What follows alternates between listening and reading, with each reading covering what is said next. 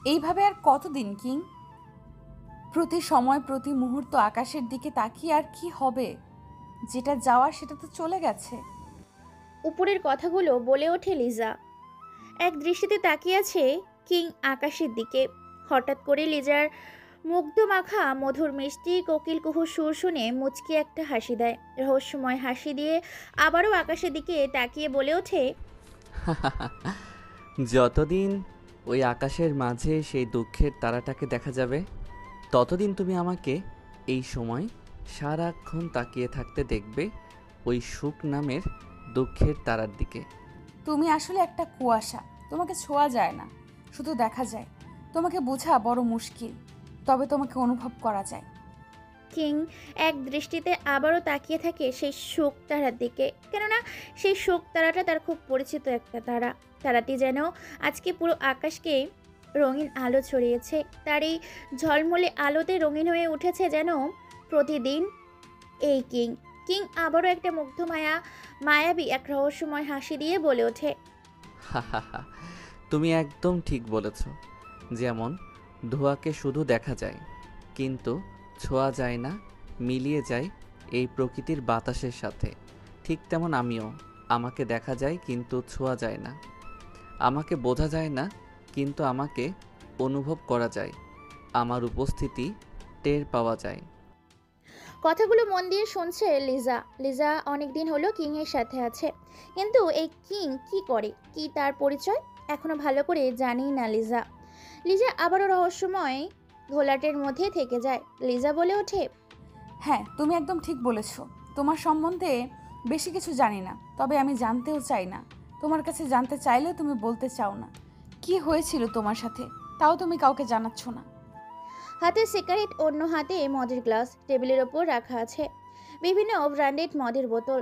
খোলামেলা এই শুনশান মধ্যরাতে এক দৃষ্টিতে আকাশের তারাটার দিকে তাকিয়ে মনের সুখে দামি ব্র্যান্ডেড সিগারেট এবং ব্র্যান্ডেড যুক্ত অ্যালকোহল নিজের মতো করে খেয়ে চলেছে। হালকা বাতাসে যেন পরিবেশটাকে মনোমুগ্ধকর করে তুলেছে। চারিদিকে বিভিন্ন রকমের রঙিন বাতি জ্বলছে। নিজের কথা শুনে ধোঁয়াশাময় এক হাসি দেয়, আবার বলে ওঠে, হাহাহা, সময় সব কিছু বুঝিয়ে দেয়। আমি হলাম কাচের গ্লাসের মতো। যদি কাচের গ্লাসটাকে যত্ন করে রাখতে পারো তাহলে সে অনেক দিন টিকবে। আর যদি গ্লাসটাকে যত না নিয়ে এখানে ওখানে ফেলে রাখো তাহলে সে খুব শীঘ্রই ভেঙে টুকরো টুকরো হয়ে যাবে। কথাগুলো বলে মুচকি একটা হাসি দিয়ে সিগারেটের বাকি অংশটা ছাদের উপরে ফেলে দিয়ে পা দিয়ে পিষে ছাদের দরজা দিয়ে বেরিয়ে যায়। তার চলে যাওয়ার দিকে হা করে তাকিয়ে আছে লিজা। লিজা নিজে বুঝতে পারে না কেমন রহস্য লুকিয়ে আছে যেখানে। অন্ধকার সরিয়ে আলোকে প্রতিষ্ঠিত করার জন্য অন্ধকার জগতে পা বাড়িয়েছে এই কিং। কিং আর কোনো কথা বলে না, সোজা নিজের রুমে গিয়ে বিছানায় ঘুমিয়ে পড়ে। প্রায় রাত ৩টা বাজে। চারিদিকে শুনশান নীরবতা, মৃদু বাতাস বয়ে যাচ্ছে। পরিবেশটা ভয়ঙ্কর হয়ে উঠেছে। অন্ধকারে ছেয়ে গেছেন অন্ধকার। এই পৃথিবীটা, চাঁদটাও যেন ডুবে গেছে। চাঁদ নেই বলে চাঁদের সাথেই তারাগুলো মিশে গেছে। মদের বোতল দিয়ে একের পর এক খেয়ে চলেছে রাফসান। সামনে অনেক ধরনের মদের বোতল ইচ্ছা মতো খেয়ে চলেছে। সামনে রাখা আছে অসংখ্য টাকার ব্যাগ। টাকা গুনছে আর একের পর এক মদ খাচ্ছে। হঠাৎ করে দরজা খুললে হাঁপাতে হাঁপাতে হতদন্ত হয়ে কোথা থেকে যেন রাসেল নামের একটি ছেলে দৌড়ে আসে। ছেলেটির সারা শরীর ঘেমে একাকার, অতিরিক্ত ভয় আর হাঁকানোর কারণে ভীষণ ক্লান্ত হয়ে পড়েছে ছেলেটি। হাঁপাতে হাঁপাতে দৌড়ে এসে ধাক্কা খায় রাফসানের মদের টেবিলের সাথে। হঠাৎ এমন হওয়াতে রাফসান চমকে ওঠে। মদ খেয়ে মাতাল হওয়ার কারণে নিজেকে সামলাতে পারে না সে। রাসেল দৌড়ে এসে ধাক্কা খেয়ে তার কপাল খানিকটা অংশ কেটে ফেলে। রাসেলের এরকম অবস্থা দেখে বাকি সবাই চমকের অবাক পর্যায়ে রাফসান। কেননা রাসেলকেই প্রথম দেখছে এইরকম অস্থির হয়ে থাকতে দেখে। রাফসান বলে ওঠে, কিরে রাসেল, কি হয়েছে? এভাবে হাঁপাচ্ছিস কেন? যেভাবে দূরে এলি মনে হচ্ছে তোকে কেউ মারার জন্য তাড়া করেছে। রাসেল নামে ছেলেটির গলার ভয়েস শুকিয়ে গেছে। সামনে কি আছে কোনো কিছু না দেখে যা পেয়েছে তাই ঢকঢক করে গিলে ফেলে। এক পর্যায়ে বলে ওঠে ছেলেটি, ভাই আমাদের বাঁচাও, আমরা হয়তো আর বাঁচবো না। সে চলে এসেছে এই শহরে। ছেলেটির কথা শুনে খানিকটা অবাক হয় রাফসান। কেননা এই শহরে রাফসান মাস্তানিগিরি করে। তার উপর কেউ মাস্তানি দেখাতে পারে না, আর তার কিনা দলের ছেলেগুলো বলছে তারই দলের ছেলেদের মেরে ফেলবে। রাফসান এই কথা শুনে বেশ অবাক হয়ে বলে ওঠে রাফসান, কি এই শহরে রাফসান থাকে? রাফসানের শহরে রাজত্ব করতে এসেছে কে সে, যে আমার দলের ছেলেদের গায়ে হাত দিচ্ছে? কার এত বড় কলিজা? রাফসান থাকা সত্ত্বেও তারই শহরে মাস্তানি করতে এসেছে? রাফসানের কথা শুনে নিজেকে স্বাভাবিক করে সোফায় নিজের শরীরটা এলিয়ে দিয়ে মুচকি হাসি দিয়ে বলে ওঠে, এটা আর কেউ না ভাই, এটা হচ্ছে কিং। নামটা শুনতে যেন কলিজার মধ্যে এক কাঁপুনি দিয়ে ওঠে রাফসানের। অন্যদিকে অন্ধকার রুমের মধ্যে কেউ একজন বসে আছে, মাকড়সার জাল দিয়ে ভরপুর। মাঝে মধ্যে শোনা যাচ্ছে শুনশান গুনগান নীরবতা। বাদুর আর প্যাঁচায় যেন রুমটাকে বসবাস ও তাদের বাসস্থান শুরু করেছে। এতটাই ভয়ঙ্কর ও ভুতুড়ে দেখতে বাড়িটি। কোনো এক অজানা আগন্তুককে বেঁধে রাখা হয়েছে, যার সাথে আগন্তুকটির পায়ের নিচে রাখা আছে কাঠের সাথে অসংখ্য পেরেক মারা এক তক্তা, তার উপরে রাখা আছে চেয়ারের সাথে বাঁধা অবস্থায় থাকা সেই অজানা ব্যক্তিটির করুণ অবস্থা দেখে সোফার উপর বসে থাকা এক অজানা ভয়ঙ্কর আগন্তুক উচ্চ স্বরে হাসতে থাকে আর বলে ওঠে, হাহাহা। বেঈমানদের স্থান কখনো হৃদয়ে হয় না, শুধু হয় কবরে, আর না হলে পরপারে। কিং, এত চোখ খুলছে না, আর কতক্ষণই বা অপেক্ষা করবে? অন্যদিকে যে আজান হতে চলল, প্রায় 4টা বেজে গেছে। সময় হাতে আছে মাত্র 45 মিনিটের মধ্যে যা করতে হবে সেটা এই সময়ের মধ্যে শেষ করতে হবে। এই কিং এতদিন যা করেছে আর করবে সেটা সময়ের আগে। কিং যদি চাইতো পুরো শহরটা 5 মিনিটে ধ্বংসলীলা শুরু করে শেষ করতে পারে। সেখানে আরও 45 মিনিট সময় আছে। এত হাইপার হয়ে না লিজা। কিন্তু এই জানোয়ারের বাচ্চাটার তো কোনো জ্ঞান ফিরছে না, একে দিয়েই বা কি হবে? Cool down. এত হাইপার হলে চলবে না। কোনো মিশনে বা কোনো কাজ হাসিল করার আগে নিজের মাইন্ডটাকে সবসময় ঠান্ডা রাখতে হবে। এখন তাহলে কি করব কিং? বেশি কিছু না, এই গরম পানিটা তার চোখে ও মুখে ছিটা দাও। কথাটা বলতে দেরি, কিন্তু লিজা ফুটন্ত টকবকে গরম পানিটা ছেটা দিতে দেরি না করে সেই অজানা ব্যক্তিটির মুখে। অন্যদিকে রাফসান রাসেলের মুখে কিং নামটা শুনতে ঘামতে শুরু করেছে। হাত পা যেন অবশ হয়ে আসে, যেন তার হাত পা আর কাজ করে না, কথা বলতে পারে না। যেও যেন কথা বলতে পারে না রাফসান। শরীরটা যেন পুরো প্যারালাইজড হয়ে গেছে। ও পরিচিত এই কিং নামটি প্রায় অনেক বছর আগেই শুনেছিল। হঠাৎ করে কত বছর পর এই নামটা শুনে যেন অন্তরাত্মা কেঁপে ওঠে রাফসানের এইরকম অবস্থা দেখে রাসেল এবার বলে ওঠে, কি ভাই, শুধু কিং নামটা নিয়েছি তাতেই এই অবস্থা? আসল ঘটনা বললে তো তুমি হয়তো স্ট্রোক করবে।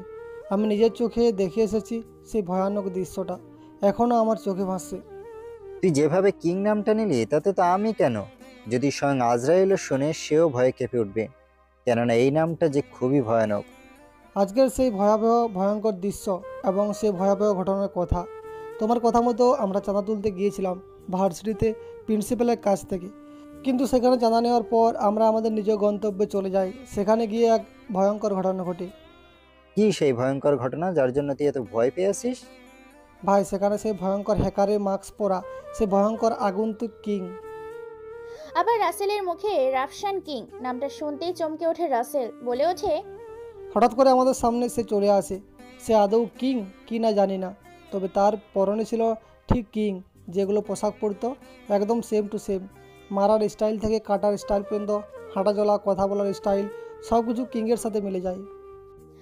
আসল কথাগুলো বলে একটা বড় ধরনের শ্বাস ফেলে। প্রকৃতি এই ঠান্ডা আবহাওয়ায় নিঃশ্বাস নিতে থাকে। অন্যদিকে পথ অন্ধকার কালো আসন্নময় রুমে বেঁধে রাখা সেই লোকটির মুখে গরম ফুটন্ত পানি, সেটা দেওয়ার সাথে সাথে এক অন্তর কাঁপানো চিৎকার দিয়ে লোকটি পিটপিট করে চোখ খোলে। গরম পানি ছেটা দেওয়ার কারণে পুরো মুখটা ঝলসে গেছে, ভয়ঙ্কর রূপ ধারণ করেছে। লোকটির মুখ দেখে যেন গা শিউরে উঠছে, বিশ্রীভাবে পুড়ে গেছে পুরো মুখটা, চোখগুলো যেন বেরিয়ে আসে এমন তার অবস্থা। লোকটি চিৎকার দিয়ে বলে ওঠে, কে কে তোমরা? আমাকে এভাবে তুলে এনেছো কেন? কি চাও তোমরা আমার কাছে? আমাকে যেতে দাও এখান থেকে। আহ আহ আহ। লোকটির মুখে এরকম কথা শুনে চেয়ারে বসে থাকা সেই আগন্তুকটি চিৎকার যেন আরও ভালো লাগেনি। তাই যখন সে চিৎকার করছিল তখন সেই লোকটির পায়ের নিচের পা দিয়ে খুব জোরে চেপে ধরে, যার কারণে লোকটি আহ বলে চিৎকার করে ওঠে। লোকটির এরকম করুণ অবস্থা দেখে এবার লিজা বলে ওঠে, কিং হাতে খুব অল্প সময়, দ্রুত একে মেরে ফেলে নিজ গন্তব্যের উদ্দেশ্যে যেতে হবে। লিজার মুখে আগন্তুকটি এই কথা শুনে শুধু মুচকি একটা হাসি দেয়, তারপর বক্স থেকে অনেক ধরনের কিছু সরঞ্জাম বের করে মুচকি হেসে বলে ওঠে, 3 বছর পর ফিরে এসে সেম নিজের জগতে, নিজের রাজত্বে, নিজের সিংহাসনে। তাই বলে কি সব কিছু দ্রুত করতে হবে? লিজা নামের মেয়েটির মুখে রাব্য নামের ছেলেটি কিং নামটি শুনে থরথর করে কাঁপতে শুরু করেছে, ঘামতে শুরু করেছে।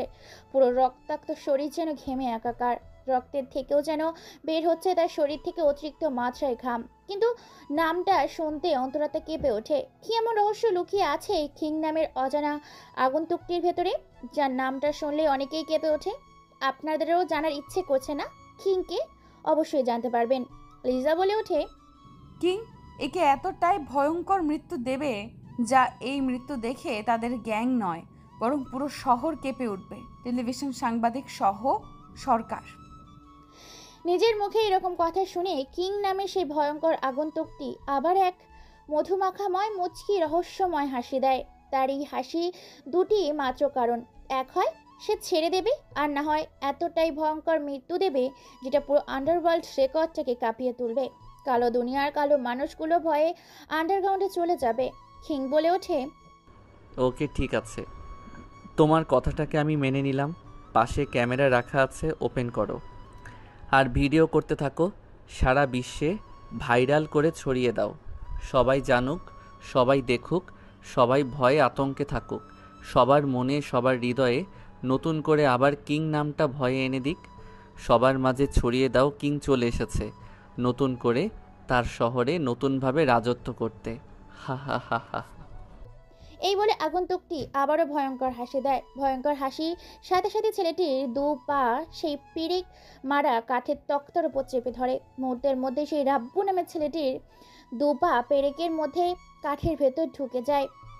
এফুর ওপর হয়ে যায় পায়ের তালু, ভেদ করে ওপরে দিকে ঝুলিগুলো বের হয়ে আসে। প্রায় কয়েকশো পেরেক মারা ঝুলি তার উপর দিয়ে বেরিয়ে আসে তালু ভেদ করে। পায়ের মাংসগুলো যেন জুলিগুলোর সাথে বেরিয়ে এসেছে বাইরে। ছেলেটি এক গগন কাঁপানো চিৎকার দেয়। তার এই চিৎকারে পুরো জঙ্গলটা নিস্তব্ধ, পরিবেশটা থমকে গেছে। থমকে যায় সময়, থমকে যায় পরিবেশ, থমকে যায় আবহাওয়া, থমকে যায় প্রকৃতির এই নীল রূপময় খেলা। ছেলেটি চিৎকার দিয়ে বলে ওঠে, আমাকে ছেড়ে দাও, তুমি এখনো বেঁচে আছো? কি রে, তোমাকে তো আমরা সেদিন মেরে ফেলেছি। তুমি 2 বছর পর কি করে ফিরে আসতে পারো? পারি, এই কিং চাইলেই ফিরে আসতে পারে। হা হা হা। শুধু আল্লাহর দয়া ও করুণার জন্য আজকে আমি বেঁচে আছি। কিং এই শালা জানোয়ারটার সাথে এত কথা না বলে তাকে অন্তরাত্মা কাঁপানো এক ভয়াবহ কষ্ট দিয়ে মেরে ফেলি। কথাটা বলে লিজা তার দামি শুট বুট পরা, দামি পায়ের ক্যাচ দিয়ে বিটওয়ালা ক্যাচ, যেমন কোনো মানুষটাকে আঘাত করলে নিমেষে সে নিস্তেজ হয়ে পড়বে, সেই পায়ের ক্যাচ দিয়ে রাব্বু নামে ছেলেটির মুখ বরাবর মারে এক লাথি। মুহূর্তের মধ্যে পুরো মুখটা ফেটে যায়। এদিকে মুখটা গিয়েছিল পুড়ে, অন্যদিকে লাথি মারার কারণে পুরো মুখটা আরো ভয়ঙ্কর হয়ে উঠেছে দেখতে। এটা ভিডিও করে আবার লাইভের মাধ্যমে দেখাচ্ছে পুরো সোশ্যাল মিডিয়াতে হইচই পড়ে গেছে। সরকারের পক্ষ থেকে ফুল বাহিনীরা বেরিয়েছে। রাফসান আর রাসেল এখনও নিজেদের মধ্যে কথা বলছে, কেউ ফোন তুলছে না। এদিকে রাফসানের ফোনে একের পর এক কল আসতেই থাকে। রাসেল আবার বলে ওঠে, ভাই, সে কাউকেই ছাড়বে না। তোমাদের তিনজনকে সে নৃশংসভাবে হত্যা করবে। তবে হয়তো তোমাকে সে মারবেই মারবে, কেননা তুমি যার গায়ে হাত দিয়েছিলে সে আর কেউ না, তার অন্তর, আত্মা, তার মনের মানুষ, যাকে সে সবসময় তার হৃদয়ের ভিতরে রাখত, তাকেই তুমি হত্যা করেছ। তারপর তার সাথে বেইমানি করেছ। সে আপনকে মেরে ফেলেছে, আমি নিজের চোখের সামনে দেখেছি। কি বললি? আমার ডান হাত আপনকে মেরে ফেলেছে? তোরা সেখানে এতজন থাকা সত্ত্বেও সেই অজানা কিং কি করে আমার ডান হাত আপনকে মেরে ফেলতে পারে? তোরা কি করছিলিস ওখানে? আমরা সবাই ছিলাম, কিন্তু ওকে দেখার পরেই তো আমরা সেখানে নিজেদের আত্মা দিয়ে নিজেদের জীবন নিয়ে চলে এসেছি। এখনও মনে হয় আমরা বেঁচে আছি, কিন্তু রুহুটা তার কাছে ধরা আছে। 2 বছর পর কিংকে দেখে ভয়ে আমার নিজেকে মেরে ফেলতে ইচ্ছে করছিল, কেননা তার হাতে মরা থেকে নিজেকে মেরে ফেললে অন্তত কষ্টটা কম পাবো। তারপর সেখানকার পুরো ঘটনা খুলে বলতে থাকে রাসেল রাফসানকে। রাসেল প্রিন্সিপালের কাছ থেকে তার ধন সম্পদ নিয়ে রাস্তা দিয়ে গাড়ি নিয়ে আসছিল। প্রায় বেশ কয়েকজন, পুরো রাস্তা শুনশান নীরবতা অন্ধকারে সে গেছে। পুরো রাস্তাটা কালো আধারে গিজগিজ করছে, বেশ ভয়ঙ্কর পরিবেশটা। রাস্তার এক সাইডে নদী, অন্য সাইড দিয়ে বিভিন্ন ধরনের গাছ, বাগান, তাই পুরো রাস্তাটা অন্ধকার। আকাশে চাঁদ বা তারা উঠলেও সহজে সে চাঁদের বা তারার আলো মাটিতে পৌঁছায় না। রাস্তার দুই পাশে সারিবদ্ধভাবে সিরিয়াল অনুযায়ী রাখা আছে অসংখ্য গাছ। গাছগুলোর মধ্যে যদি কেউ লুকিয়ে থাকে সহজে খুঁজে পাওয়া যাবেই না কাউকে। ফুল স্পিডে গাড়ি ড্রাইভিং করে রাসেল আসছিল। গাড়ির ভেতরে আছে রাসেল, আপন, শাফিক ও রফিক, কালাম, আরও বেশ কয়েকজন। কিছু দূর থেকে দেখা যাচ্ছে বাইকের ওপরে হেলান দিয়ে কেউ একজন শুয়ে আছে। বাইকটা রাস্তার মাঝখানে স্ট্যান্ড করা কারণে গাড়ি নিয়ে যেতে বড় মুশকিল বলে আগন্তুকের সামনে গিয়ে বড় রকমের গাড়িটাকে ব্রেক করে আপন। আগন্তুকটির মুখে ছিল হ্যাকারদের মাস্ক পরা, হাতের ওপরে এক ভয়ঙ্কর ট্যাটু, যেটা কিনা সবার খুব পরিচিত।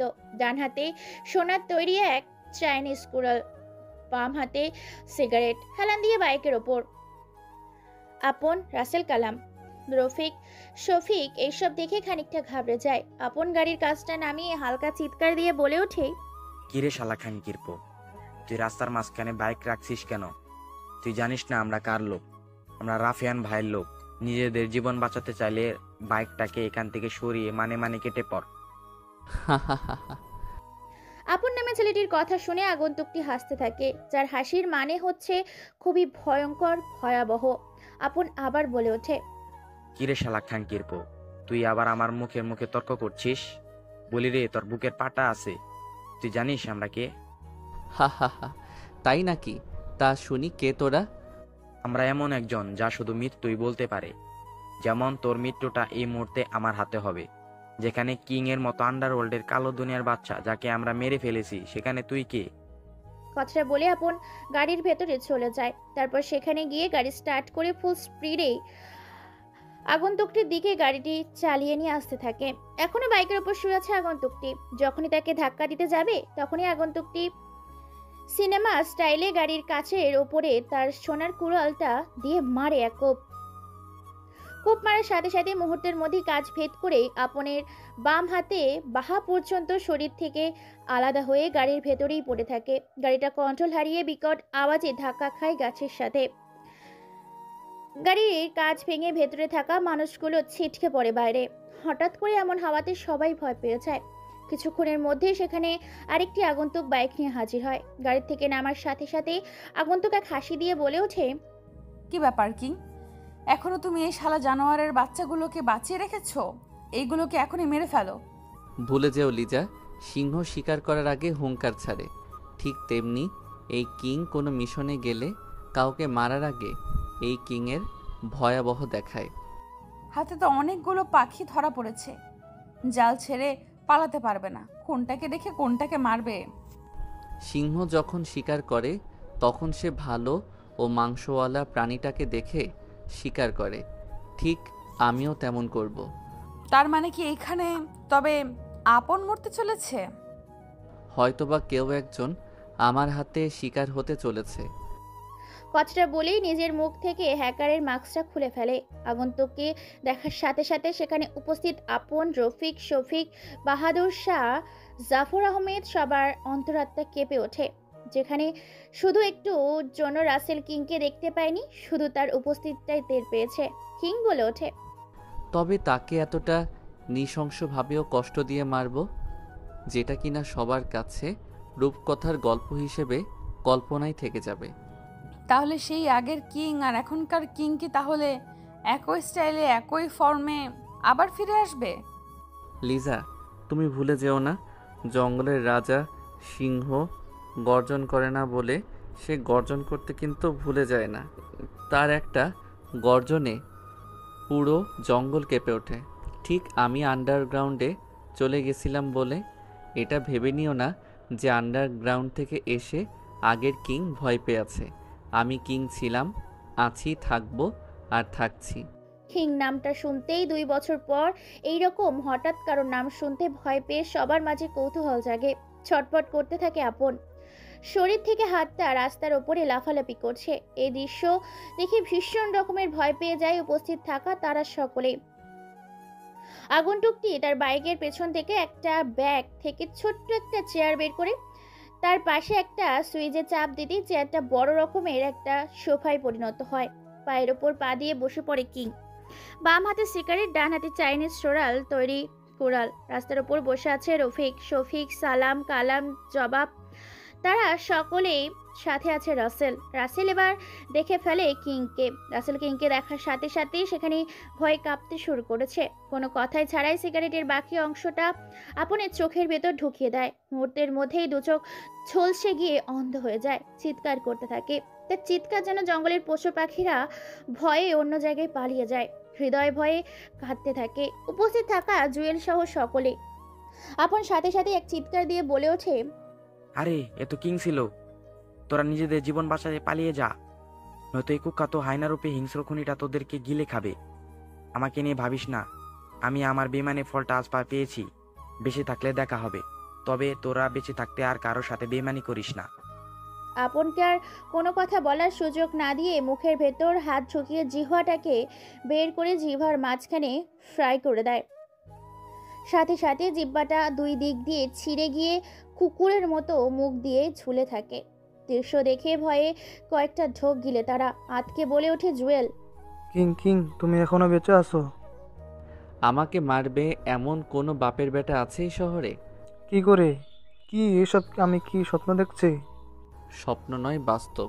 আর নিজের চোখে দেখবে কতটা ডেঞ্জারাস ও ভয়াবহ। কথাটা বলেই বক্স থেকে একটা শিক বের করে সোজা কানের ভেতর ঢুকিয়ে দিয়ে আপন নামের ছেলেটির যেমন হাতিকে রাস্তা দিয়ে যখন তার মালিক নিয়ে যায় তখন তার কানের মধ্যে অন্য এক যন্ত্র দিয়ে বাড়ি দেওয়া হয়, তার সাথে সাথে হাতিটা বিকট আওয়াজে চিৎকার করে।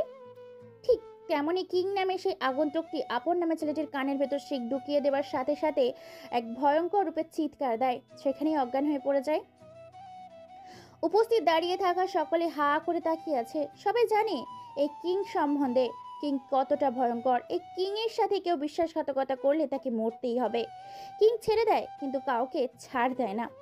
লিজার কাছ থেকে এক তরল জাতীয় কোনো কিছু নিয়ে কিং নামে সেই আগন্তুকটি তার চোখের ভেতর ঢেলে দেয়। সাথে সাথে চোখগুলো কপাল থেকে বের হয়ে আসে। চাইনিজ কুড়াল দিয়ে একের পর এক কোপাতে থাকে। যেখানে কোপাচ্ছে সেখানে তাজা লাল রক্ত গড়গড় করে বের হচ্ছে। এরকম ভয়াবহ দৃশ্য দেখে আতঙ্কে আত্মহারা হয়ে ওঠে সবাই। আজ যেন তারা একই নামের আগন্তুকটির এই রূপ, নতুন রূপ দেখছে। আপন সেখানেই মৃত্যুর স্বাদ গ্রহণ করে। রাসেল এই দৃশ্য দেখার সাথে সাথে নিজের জান নিয়ে দৌড়াতে থাকে। সেখানে যে যেদিকে পাচ্ছে নিজের জান নিয়ে দৌড়াচ্ছে। অন্ধকার রাতে কে কোথায় যাচ্ছে সেদিকে দেখা দেখি নেই। চাচা আপন জীবন বাঁচা দৌড়ে চলেছে নিজেদের জীবন নিয়ে। তার পেছনে দৌড়াচ্ছে কিং। এক এক করে সবাইকে কোপাতে থাকে। কারো শরীর থেকে মাথা আলাদা, কারো শরীর থেকে পা অথবা হাত। শরীরে এক একটা অংশকে এক কোপে কেটে ফেলেছে কিং নামে সেই আগন্তুকটি। সেখান থেকে একমাত্র জীবিত অবস্থায় বেঁচে যায় রাসেল। বেঁচে গেল বলে ভুল হবে, কেননা তাকে কিং নামের আগন্তুকটি নিজে থেকেই ছেড়ে দিয়েছে। আর সেখান থেকে তুলে নিয়ে যায় রাব্বু নামের সেই অজানা ব্যক্তিকে, কেননা তাকে এতটাই অত্যাচার করবে যেটা ভাবনারও বাইরে। অন্তরাত্মার ভাবনা কাঁপানো সেই শহরে এক নতুন কিং নতুন রূপে জন্ম নিয়েছে। নিজের কাছে আপন মানুষেরা যখন বিশ্বাসঘাতকতা করে তখন কতটা কষ্ট লাগে তা বোঝানোর জন্য কি নতুন করে শুরু করেছে তার রাজত্ব। কিং হুঙ্কার মেরে বলে ওঠে, I am king, king the king. King ছিল, কিং আছে, আর থাকবে। বক্স থেকে আরেকটা ড্রিল মেশিন বের করে লাশগুলোর কপালে গর্ত সৃষ্টি করে লিখে দেয় কিং দ্য কিং। তারপর সেখানে এক রহস্যময় স্মাইল দিয়ে বেরিয়ে পড়ে। সাথে সাথে ফেলে যায় তার খুন করা স্টাইল ও উদ্দেশ্যমূলক কিছু কথা। আর সেখান থেকে দৌড়াতেই হাঁপাতে হাঁপাতে উপস্থিত হয় রাফসানের কাছে রাসেল। রাতের রাফসান আপন কিং, রাব্বু, রফিক, শফিক তারা অনেকেই মিলেছিল এই গ্যাংয়ের গ্যাংস্টার। শত্রুরা ও বিশ্বাসঘাতকতা করার কারণে কিং হয়ে যায় অজানা এক আন্ডারগ্রাউন্ডের ভিন্ন গ্রহের এক মানুষ। 2 বছর পর ফিরে এসেছে নিজের প্রতি হওয়া অবিচারের প্রতিশোধ নিতে। তারপর কিং নামে সেই আগন্তুকটি সেখান থেকে চলে আসে। আসার আগে প্রত্যেকের অঙ্গ প্রত্যঙ্গগুলোকে সেই সোনার তৈরি কুড়াল দিয়ে টান দিয়ে এমনভাবে টুকরো টুকরো করে যে রাস্তার কুকুর শিয়ালগুলো দেখলেও তাদের খেতে ভয় পাবে।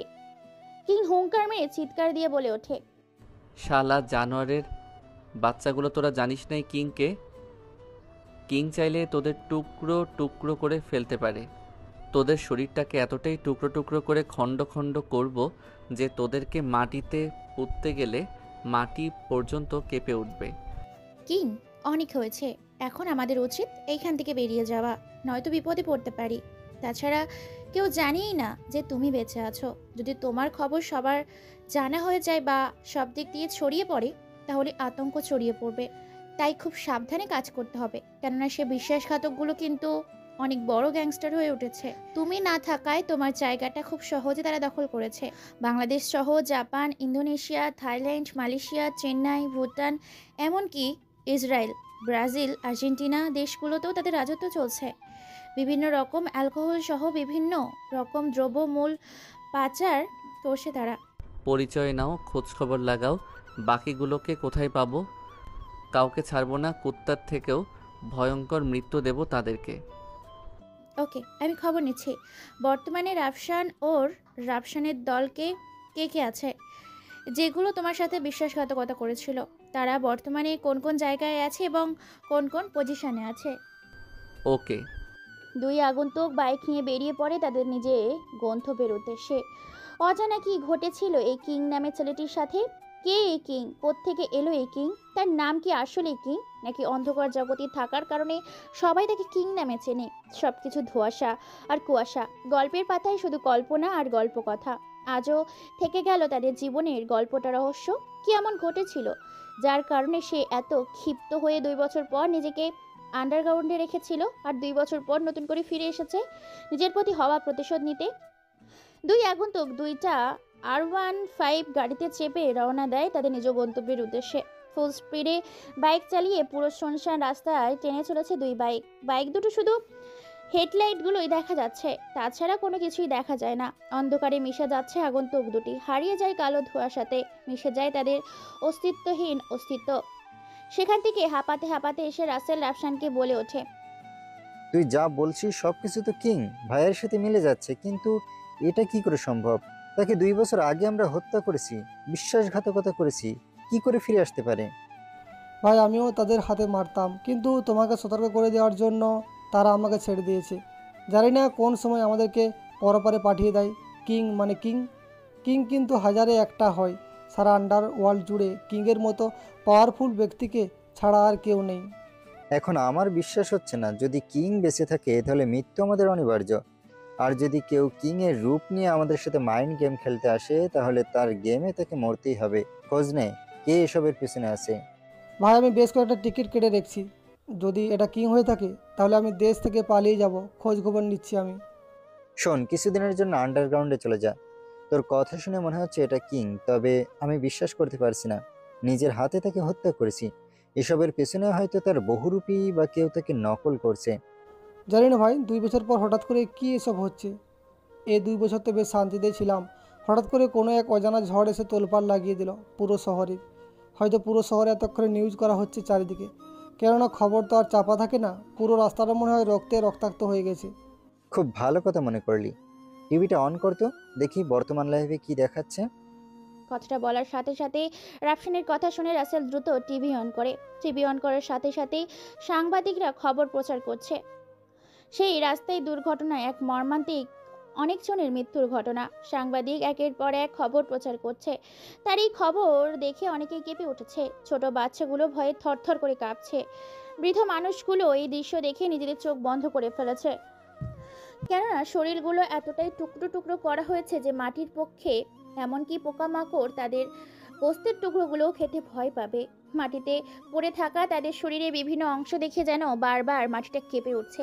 যেমন ভূমিকম্প হলে মাটি কেঁপে ওঠে, ঠিক তেমন করে বারবার কেঁপে উঠছে। সাংবাদিকগুলো একের পর এক খবর প্রচার করছে। বিভিন্ন টেলিভিশনে, ইউটিউব, ফেসবুক দিয়ে পুরো বাংলাদেশে, অন্যান্য আশেপাশের দেশগুলোতে শুধু যে বাংলাদেশি মাফিয়াগুলো আছে তা নয়, বাংলাদেশের একটি ছোট দেশ থাকায় এখানে তাদের রাজত্বটা বেশি হয়, কিন্তু তারা সত্যিকারের আন্ডারগ্রাউন্ড থেকে অন্য দেশে থাকে। তাদের বাংলাদেশে কন্ট্রোল করে, যেমন চীন, Africa, Brazil, Argentina, south Africa, Pakistan. এই দেশগুলোতে তারা আন্ডারগ্রাউন্ডে থেকে বাংলাদেশ সহ আরও অন্যান্য দেশকে কন্ট্রোল করে। মাফিয়া বলতে এটা সত্যিই মাফিয়া। শুধু মাফিয়ারাও মানুষ, কিন্তু তারা ভয়ঙ্কর ও হিংস্র। তারা মারতে বা মরতে ভয় পায় না, অথচ সাধারণ মানুষ তার নিজের একটু হাত কাটলে আর সে একটা রক্তের ফোঁটা দেখলে আত্মহারা হয়ে ওঠে। অথচ একজন মাফিয়া কিলার প্রতিনিয়ত কয়েকজন সে লাশ ফেলে, তার কল্পনার বাইরে, শুধু ভাবা যায় কিন্তু গণনা করা যায় না। যেমন ধরুন না, এই কিং তার নিজের ফর্মে থাকাকালীন কত যে মানুষকে মার্ডার করেছে তা কল্পনার বাইরে।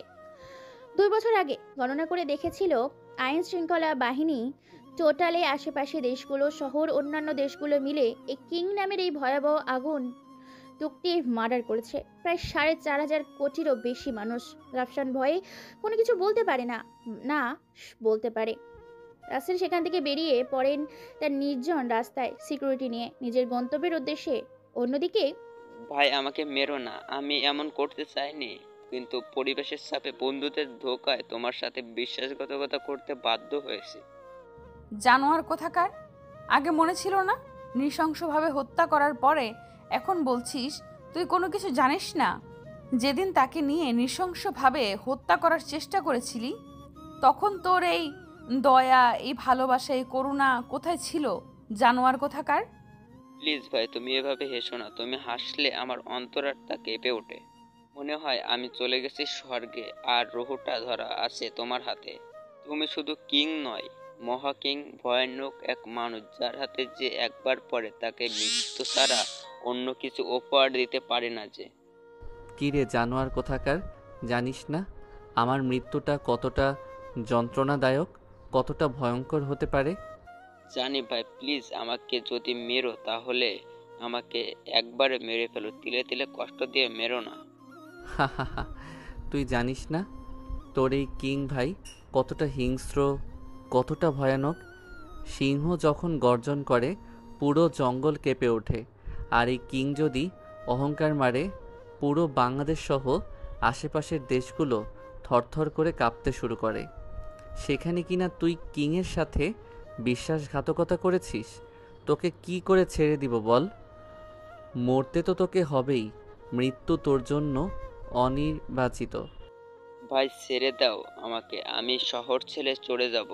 বাংলাদেশ তো দূরের কথা, যে দেশগুলোতে তোমার রাজত্ব চলে সে দেশগুলোতে পাও দেওয়ার দূরের কথা, কল্পনাতেও ভাববো না, জগৎ নিয়ে আসবো না। কিং তার নিজের শত্রুদের ছেড়ে দিতে পারে, কিন্তু কখনো বিশ্বাসঘাতকদের ছেড়ে দিতে পারে না। তোরা জানিস না এই কিং কাউকে মার্ডার করলে তাকে এতটাই কষ্টদায়ক ও টুকরো টুকরো করে মার্ডার করে যে মাটির ভেতরে যদি সেই লাশের টুকরোগুলোকে রাখতে যায় তাহলে সেই মাটিটা পর্যন্ত কেঁপে ওঠে।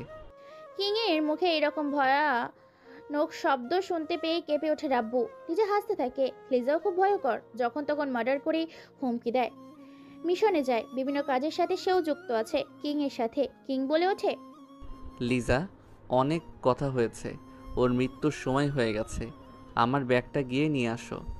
কথাটা শুনে খানিকটা মন খারাপ হয়ে যায় লিজার, কেননা ব্যাগ আনতে বলেছিল মানে ভয়ে আতঙ্ক কাঁপতে শুরু করেছে এই রাব্বু নামে ছেলেটির মৃত্যুটা নিজের চোখে দেখার জন্য।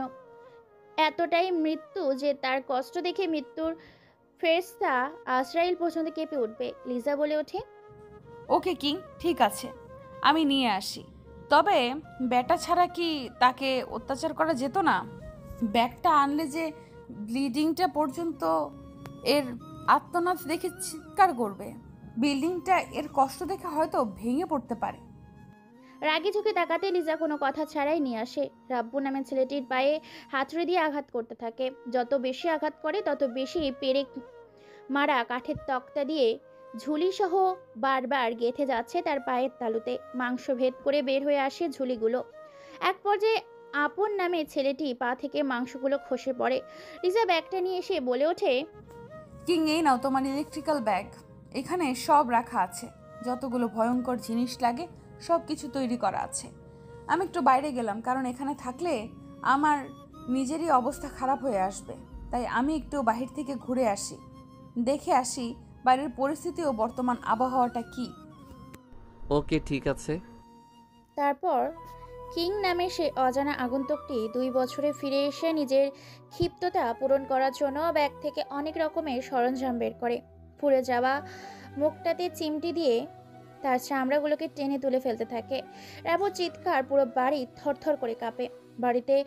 বাড়িটা জঙ্গলের ভিতর এবং শহর থেকে বা হাইওয়ে থেকে অনেকটা দূরে, যেখানে শুধু পশু পাখিরাই বসবাস করতে পারে। এমন একটি স্থানে এসে হাড্ডা বেড়েছে এই কিং নামের আগন্তুকটি।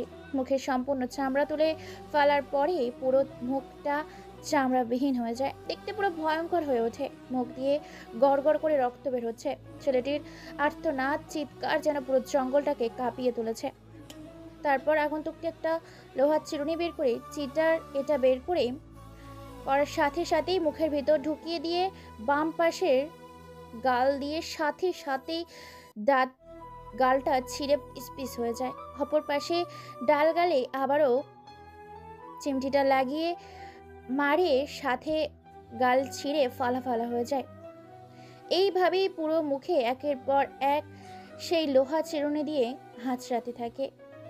যেমন চিরুনি দিয়ে চুল আঁচড়ালেই চুল সোজা হয়ে যায়, এটা মনে করে ঠিক তেমন করে সেই লোকটার চিরুনিটা দিয়ে যখন রাব্বর 2 গালে টান দিয়েছিল, তখনই গালটা মুহূর্তের মধ্যে ছিঁড়ে গিয়ে রক্তে রক্তাক্ত হয়ে গিয়েছিল।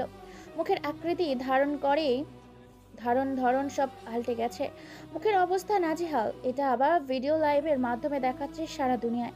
অনলাইনে যারা ছিল এই দৃশ্য দেখে মুহূর্তের মধ্যেই শেয়ারের ওপর শেয়ার করে ছড়িয়ে যায় সারা বিশ্বে। ভাইরাল হয়ে যায় মুহূর্তের মধ্যে খবর পেয়ে যায় রাসেল সহ রাফসান। কিং বলে ওঠে, মৃত্যু, সেই মৃত্যু কত যন্ত্রণা সেটা তোকে আমি বোঝাবো। বোঝার জন্য তৈরি হয়ে নে। এই বলে কিং একটা ধারালো ছুরি দিয়ে পাগলের মতো শরীরটাকে কাটতে থাকে। কেটে কেটে ফালা ফালা করে দিয়েছে। আগন্তুকটির এইরকম ভাব ও রূপ দেখে সকলেই ভয়ে অন্তর কাঁপছে। সবার শরীরের লোমগুলো খাড়া হয়ে গিয়েছে। ভয়ে কেউ কথা বলতে পারে না। এই দৃশ্য দেখে একজন অন্য জায়গায় যেতে সাহস পায় না।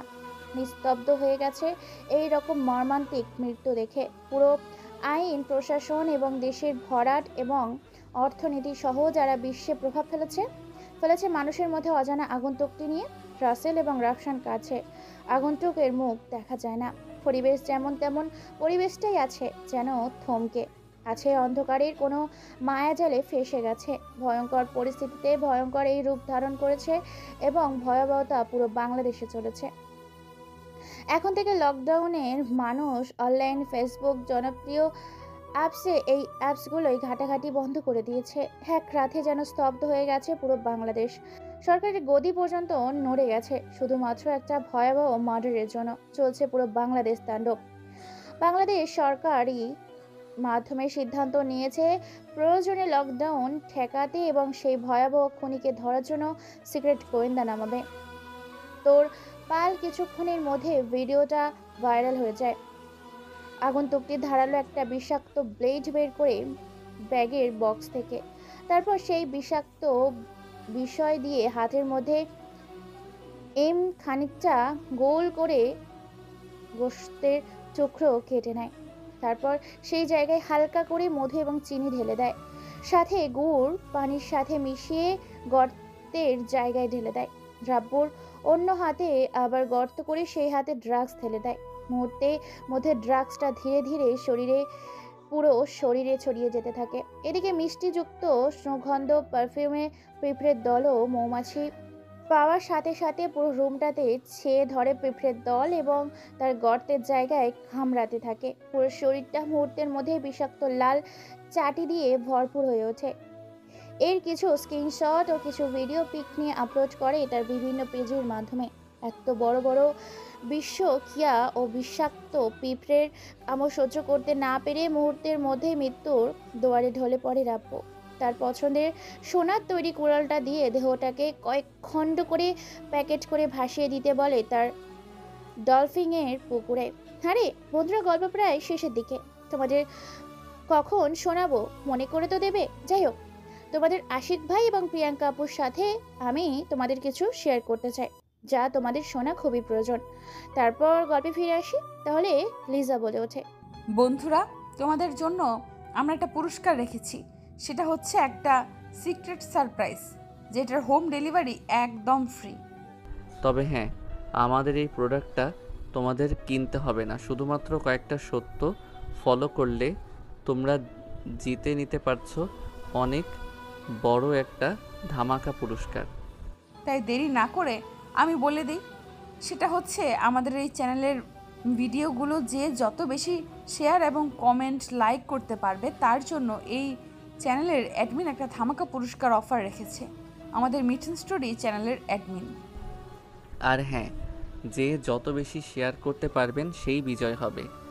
আর বিজয়ীদের জন্য রয়েছে একটা ধামাকা পুরস্কার, যেটার হোম ডেলিভারি একদম ফ্রি। তাই এই কোরবানিতে এই ধামাকা অফারটা নিতে এখনই বেশি বেশি শেয়ার এবং কমেন্ট সাথে লাইক আমাদের ভিডিওগুলোতে করো। এমনকি আমাদের এই চ্যানেলটি সাবস্ক্রাইব করে পাশে থাকো। আর হ্যাঁ, যখন ভিডিওগুলো শেয়ার করবা তার একটা স্ক্রিনশট পাঠাবা আমাদের কমেন্টে, অথবা আমাদের ভিডিওটি ডেসক্রিপশন বক্সে দেওয়া থাকবে। সেখান থেকে খুব সহজে তোমরা তোমাদের স্ক্রিনশটগুলো মেরে পাঠাতে পারবে। আর আমরা অবশ্যই ফলো করব যে কে কতগুলো ভিডিও শেয়ার করতে পারে আমাদের এই মিঠুন স্টোরি চ্যানেলের। ধামাকা অফারটা গ্রহণ করতে এখনই কাজে লেগে যাও। অবশ্যই আমাদের কমেন্ট করে জানাবা। হ্যাঁ বন্ধুরা, আমাদের এখানে নিয়মিত ভিডিও আপলোড করা হয়। আমরা নিজস্ব রাইটার। কেমন গল্প শুনতে চাও? কমেন্ট করে জানাবা। গল্পে ফিরে আসে লিজা বলে ওঠে, এখন আমাদের শেষ মিশনটা করতে হবে। কলেজে ভর্তি হলেই তুমি এর আসল রহস্য খুঁজে পাবে। কার জন্য তোমাকে মরতে হয়েছে, আর কে আসল বিশ্বাসঘাতক যার জন্য তোমার 2 বছর নষ্ট হয়ে গেছে। 2 বছর আগে আমার রাজত্ব ছিল, আর এখনও আছে, আর ভবিষ্যতেও থাকবে। সিংহ বনের রাজা ছিল, আছে, থাকবে। ওকে, আমি যারা খোঁজ খবর নিচ্ছি তোমার কলেজে ভর্তি হওয়া নিয়ে, সেখান থেকে বিস্তারিত তুমি জানতে পারবা। ওকে, ঠিক আছে। তারপর লিজা গোডাউন থেকে বেরিয়ে পড়ে অন্য দিক দিয়ে। কিং সেখান থেকে নিজেও বেরিয়ে পড়ে তার নিজ গন্তব্যের উদ্দেশ্যে। আচ্ছা চলুন আপনাদের অতীতটা ঘুরিয়ে আনি, যেহেতু গল্পটা শেষ মুহূর্তে। কে এই কিং? কিংয়ের আসল পরিচয়টা বা কি? কিভাবে এত বড় কিং, সবটাই গল্পের মধ্যে দিয়ে আপনাদের পড়ে শোনাবো। তবে হ্যাঁ, আমি হয়তো আগের মতো গল্প লিখতে পারি না, তবে সম্পূর্ণ গল্পটা মোটামুটি ভালোই লিখেছি। কিং হলো একটা অনাথ কিং। শুধু কিং, তার কোনো পরিচয় নেই, কোনো ঠিকানা। সে একা ছিল, একা আছে, একা থাকবে কিনা জানি না। ছেলেটার এই পৃথিবীতে আপন বলতে কেউ নেই। যে একজন ছিল, তাকেও ছোটবেলায় হারিয়ে ফেলেছে কোনো এক অজানা কারণে। কি এমন কারণ ছিল যেটা আজও অজানা, আজও ধোঁয়াশা, আজও রহস্যময় থেকে গেছে? কি এমন রহস্য ছিল ওই ব্যক্তির মৃত্যুর পেছনে? আজও বের করতে পারিনি এত বড় মাফিয়া হওয়ার সত্ত্বেও সে। কিং ছেলেটার জন্ম হয়েছিল একটা পতিতা মহিলার গর্ভ থেকে। মহিলাটা ছিল পতিতালয়ের পতিতা। হঠাৎ করে কোনো এক অজানা কারণে মেয়েটি গর্ভধারণ করে ফেলে, আর তার পেট থেকে জন্ম নেয় এই কিং ছেলেটি।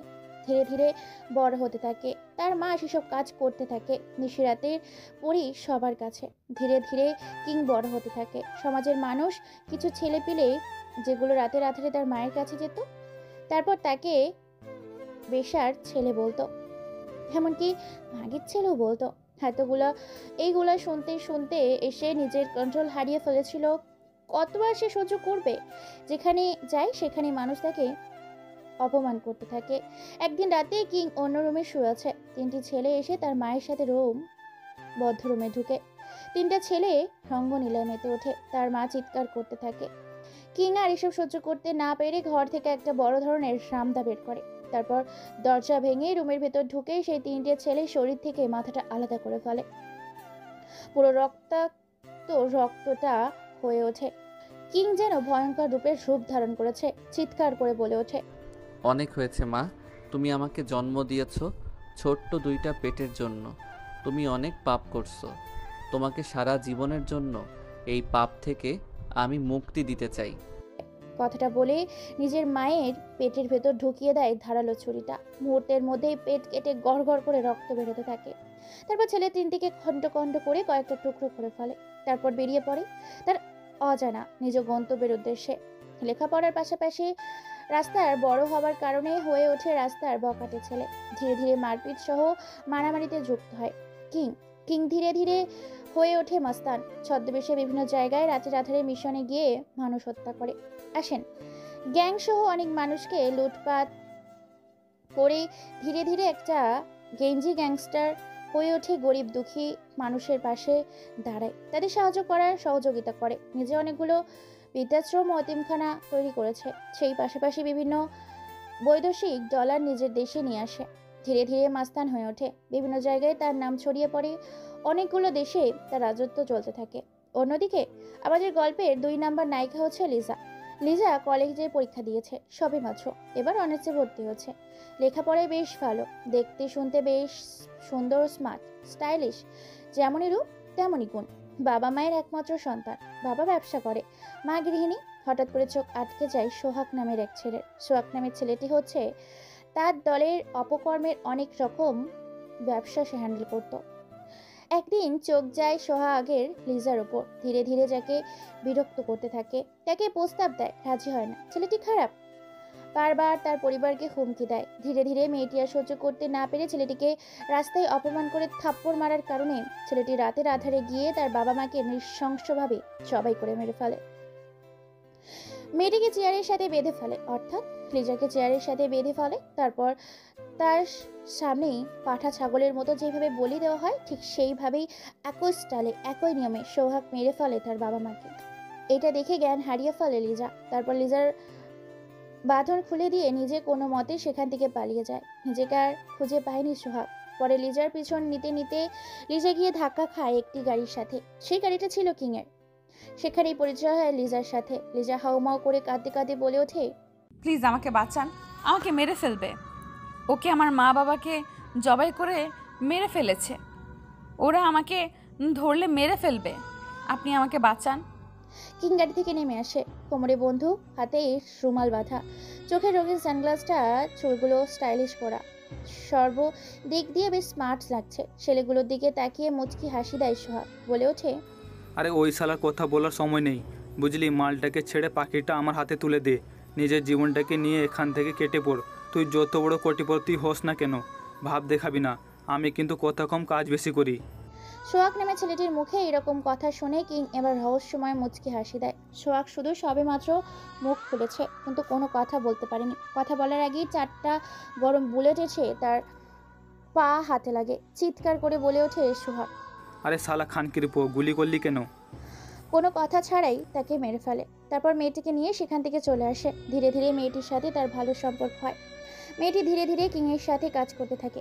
চলুন তাহলে কিছু বছর পর কোত্থেকে ফিরে এলো, আর কেনই বা ফিরে এলো, কি এমন ঘটেছিল তার? বিশাল গ্যাংয়ের গ্যাংস্টার কিং, তার কথায় প্রায় কয়েকটা দেশ চলতো। মোটামুটি অন্ধকার জগতে ভালোই তো তার পাওয়ার ছিল। সবাই তাকে এক নামে চিনত, কিং। কিন্তু কে এই কিং? আসলে কেউই জানতো না। রাফসানকে সবাই বাঘের মতো ভয় পেত, কিন্তু কিং, কিং নামটা শুনলে মানুষ যেন স্বয়ং আজরাইলকে দেখেছে বলেই মনে করত। সবকিছু ঠিকঠাক চলছিল। লেখাপড়ার পাশাপাশি চলছিল তার রাজত্ব, দাপট। ভার্সিটিতে এক কথায় চলতো, কেউ জানতো না সে কিং। সবাই জানতো ছেলেটি সাধারণ কিং। ভার্সিটিতে ছাত্র লীগের সভাপতি। চট্টগ্রাম ভার্সিটি থেকে তার দাপট চলতো সারা বাংলাদেশ। ভার্সিটিতে যেমন মেধাবী, তেমনই সে পাওয়ারফুল একটা ব্যক্তি।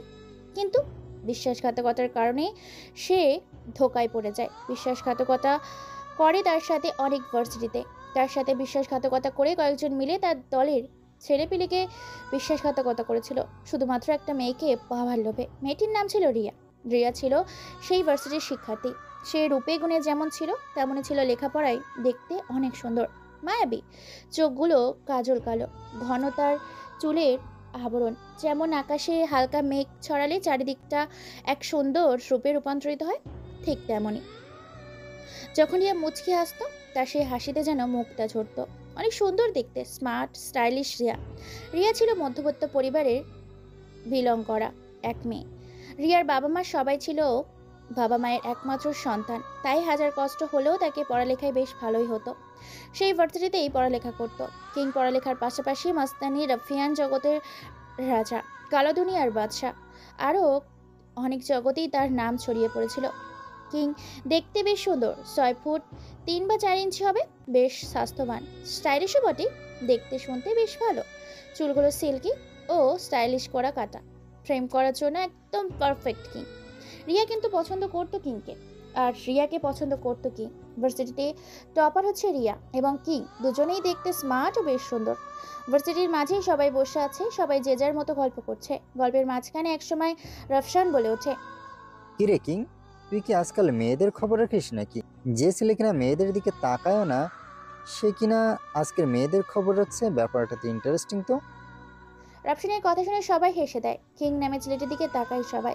কিং কোনো কথা বলে না, চুপটি করে দাঁড়িয়ে আছে সেখানে। তার চোখ শুধু একজনের, পুরো কলেজ ক্যাম্পাস জুড়ে শুধু তাকেই খুঁজে বেড়াচ্ছে তার চোখ দুটো। কিং বলে ওঠে, তোর একটা মেয়েকে নিয়ে কেন হাসাহাসি করছিস? আর হ্যাঁ, তাকে আমি সত্যিই ভালোবাসি। দেখেছিস সে কত সুন্দর আর মায়াবী। হ্যাঁ ভাইজান, সে তো অনেক ভালো, পড়ালেখার দিক দিয়ে হোক বা সৌন্দর্যের দিক দিয়ে হোক, তোমাদের জুটিটা একদম পারফেক্ট জুটি। সেই সময় চলছিল শহরের বিভিন্ন রকমের সন্ত্রাসীদের আনাগোনা, চলছিল শহরে বিভিন্ন ধরনের বেআইনি কাজ কারবার। সেগুলোকেই এক এক করে বন্ধ করছিল কিং। কিং নামটা শুনলে মানুষের অন্তরাত্মা কেঁপে ওঠে। কিং নামটা শুনে সন্ত্রাসীগুলো ভীষণ রকমের ভয় পেত। অনেকেই কি কিং নামটা শুনলে আন্ডারগ্রাউন্ডেই চলে যেত। কিং ছিল অনেক রকমের ভয়ঙ্কর একজন ব্যক্তি। এই তো কিছুদিন আগের কথা, ভার্সিটিতে এক গরিব ছেলে এসেছিল ফুচকা বিক্রি করতে, কিন্তু ছেলেটিকে ভার্সিটির কয়েকটা বড় ভাই মিলে অপদস্থ করে এবং তার মালপত্রগুলো নিজেদের দখলে নিয়ে অনেক রকমের খারাপ কথা এবং খারাপ ব্যবহার করে। ছেলেটির দিকে চোখ যায় কিং নামের ছেলেটির। মোবাইল বের করে ছবি তুলে সেন্ড করে রাফির নাম্বারে। কথা মতো ছেলেটিকে গোডাউনে তুলে নিয়ে আসে রাফি।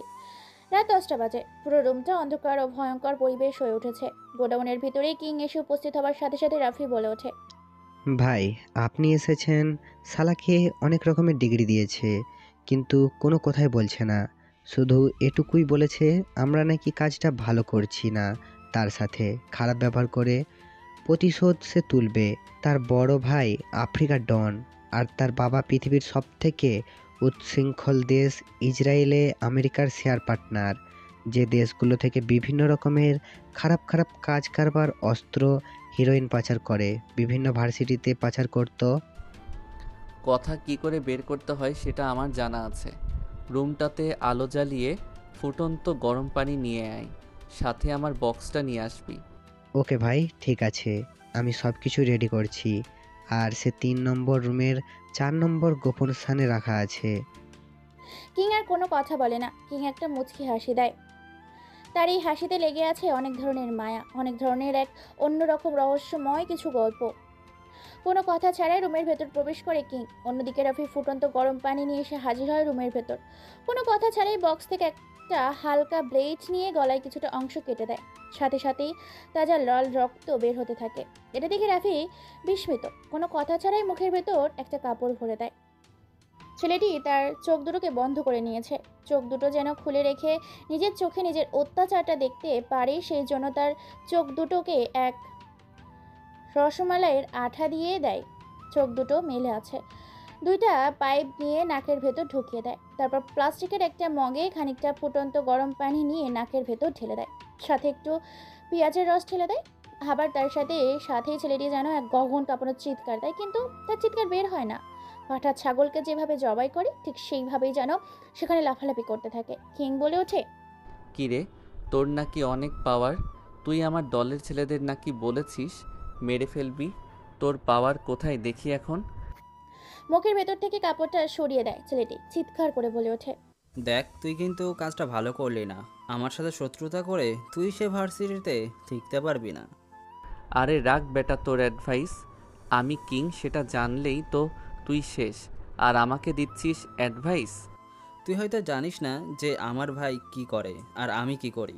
আমার এই শহরে অনেক ছেলেবেলা আছে, সেগুলো তোর অজানা।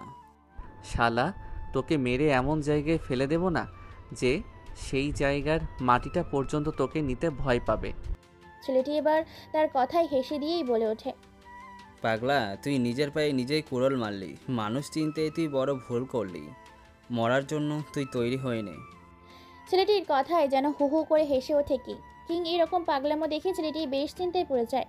কিং নামে ছেলেটির কথা শুনে এদিক ওদিক দৌড়াদৌড়ি করতে থাকে। ধারালো একটা ছুরি নিয়ে হঠাৎ করে এসে শরীরের বিভিন্ন স্থানে বেদমভাবে আঘাত করতে থাকে। প্রচণ্ড শরীরের আঘাতে শরীরটা ক্ষতবিক্ষত হতে থাকে। ছেলেটি চিৎকার করে, আবার গালি দিয়ে বলে ওঠে, দেখ, তুই কিন্তু শালা কাজটা ভালো করছিস না। আমার বাবা ভাই এই শহরে আসবে, তোর জীবন নিয়ে তোর সাথে খেলা করবে।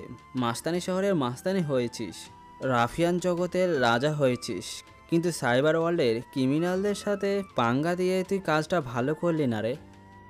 এই কথা শুনে কিং এক হুক্কার মারে। হঠাৎ করে দৌড়ে এসে মাথার ভেতর ছুরিটা ঢুকিয়ে দেয়। তারপর মাথা থেকে ছুরিটা বের করে শরীর থেকে মাথাটা আলাদা করে দেয়। তারপর বলে দেয়, রাফি, লাশটাকে ফেলে দিয়ে আসবি কলেজের মাঠে, যেখানে ফেলে দিলে খুব সহজে সবাই সেদিকে খেয়াল করবে এবং দ্রুত খবর ছড়িয়ে পড়বে। ওকে ভাই, ঠিক আছে, আমি সব ব্যবস্থা করে নিয়েছি।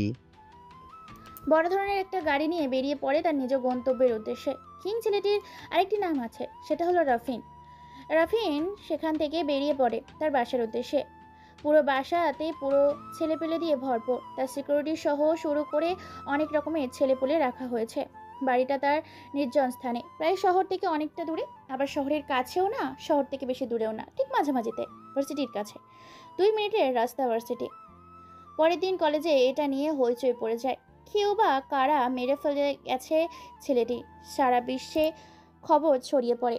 খবর পেয়ে যায় ছেলেটির বাবা ও ভাই। তারা আর এক মুহূর্ত দেরি না করে দেশের উদ্দেশ্যে রওনা দেয়। ছদ্মবেশে ভার্সিটিতে তারা জানতে চায়, খোঁজ খবর লাগিয়ে দিয়ে খবর পেয়ে যায় এটা হচ্ছে কিং নামের সেই ভয়ঙ্কর ছেলেটির কাজ। অন্যদিকে কলেজের মাঠে বসে আছে রিয়া, অন্যদিকে বসে আছে রাফিন ও তার দলবল। এমন সময় আড্ডা দেবার মাঝখানে হঠাৎ করে কথা থেকে যেন রিয়া এসে হাজির হয়। রিয়াকে দেখেই বোঝা যাচ্ছে ভীষণ রকমের রেগে আছে। কেউ কোনো কিছু বলে ওঠার আগেই তিশা বলে ওঠে, কি হয়েছে রে আপু, এভাবে রেগে আছো কেন? কোনো কিছু কি বলবে আমাদের? এবার রিয়া রাফিনের দিকে তাকিয়ে একটা কাগজ দেখিয়ে দিয়ে বলে ওঠে, হ্যাঁ বলবো তো বটে। তোমাদের এই বখাটে বন্ধুটাকে একটু বুঝিয়ে বলো। এইভাবে প্রেমপত্র না দিয়ে সরাসরি যদি বিয়ের প্রস্তাব দেয় তবে আমি অ্যাকসেপ্ট করতে পারি। এই কথা বলেই সেখান থেকে বেরিয়ে পড়ে। এই কথা শুনে সবাই অবাক। রাফিন সেখানে এক মুহূর্ত দেরি না করে সোজা চলে যায় রিয়ার কাছে। সেখানে গিয়ে বলে ওঠে, বলবো বলবো বলে বলা হয়ে ওঠেনি, কিন্তু যখন বলেই ফেলেছি তখন আজকে সামনাসামনি বলি। আমি তোমায় ভালোবেসে ফেলেছি অনেক আগেই। জানি আমি মাস্তান, জানি আমি গুন্ডা, জানি আমি অসভ্য, কিন্তু তোমাকে ভালোবেসে তোমার ভালোবাসায় তুমি আমাকে করে দিও শুদ্ধ। অ্যাকসেপ্ট করবে কি আমার ভালোবাসা? হবে কি আমার পথ চলার সাথী? দিবে কি তোমার ভালোবাসা? এই অসভ্য ছেলেটাকে মানুষ করার দায়িত্ব নেবে কি তুমি? তোমায় আমি ভালোবাসি। আই লাভ ইউ আমার রিয়া পাখি। কথকের মতো এক বাক্যে শায়রিগুলো বলে ওঠে। সেখানে উপস্থিত ছিল রিয়া, তার অনেক বান্ধবী। তবে হ্যাঁ, রিয়া কিন্তু 1 বছরের সিনিয়র। রিয়া মুচকি এসে বলে ওঠে, আমিও তোমাকে ভালোবেসে ফেলেছি, অনেক আগেই ভালোবেসে ফেলেছিলাম, কিন্তু বলতে পারছিলাম না। তোমার পাগলামোগুলোকে আমি অনেক ভালোবাসি। Love you too. দুজনের পথ চলা শুরু হয়। দুজনের আপন বলতে কেউ না থাকায় তারা বিয়ে করে নেয়। লেখাপড়ার পাশাপাশি চলছে তাদের সুখের সংসার। বেশি দিন টিকলো না। রাফসান পছন্দ করত রিয়াকে, কিন্তু রিয়া ভালোবাসত রাফিন, যার কারণে রাফসান বেইমানি করে।